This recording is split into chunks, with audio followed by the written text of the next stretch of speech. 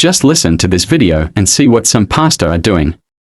So at the point of my challenging times, I needed a Christian body where I can join to at least help my faith and help my spirit. And at first I was at peace. So the first Sunday I went to the church, they called first timers and I came out. They prayed for us, and then when we're standing there, the pastor of the church was like, I want to see you after the service. I told him I want to confide in him, to tell him one of my deepest secrets. He prayed with me and told me I shouldn't feel guilty at all of what I've done before. So I said, okay, thank you so much, sir. The second time was when I went back. And then when I went back, he said I should meet him at the office. So I entered the office, he gave me water to drink.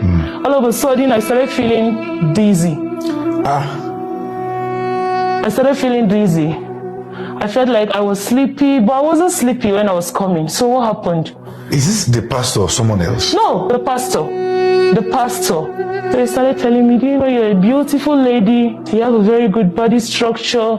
Every man will want to come close. I wish I knew you before now. And I know I'm married, but then, do you mind if you can be more closer to me, be a friend? And I told him, sir, you're my father. I said, no. And then I stepped out.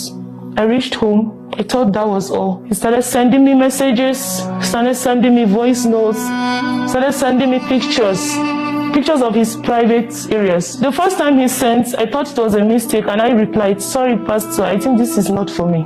And he was like, yes, this is for you. I just want you to understand the feeling I have for you. That's not the pastor.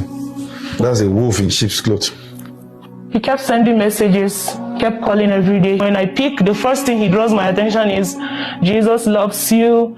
Or he can call and say, let me pray with you today. I was led.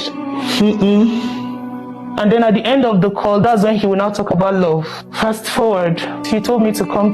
So I went to the office.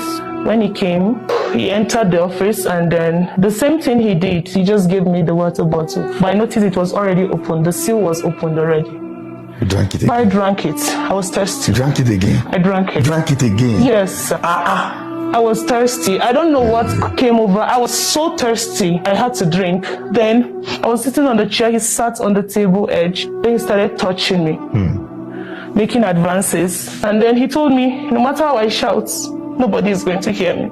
He was stronger than me. I was vulnerable. He succeeded in raping me.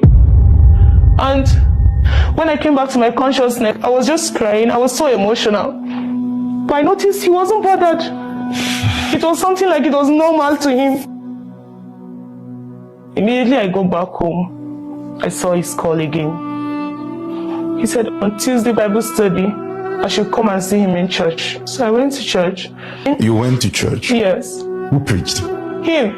And you were seated? I was seated. And he was seeing you? He was seeing me. And he preached? He preached. What was the topic that day? He was preaching on how some pastors fall, luring other ladies, and how the spiritual life of the lady are not really strong.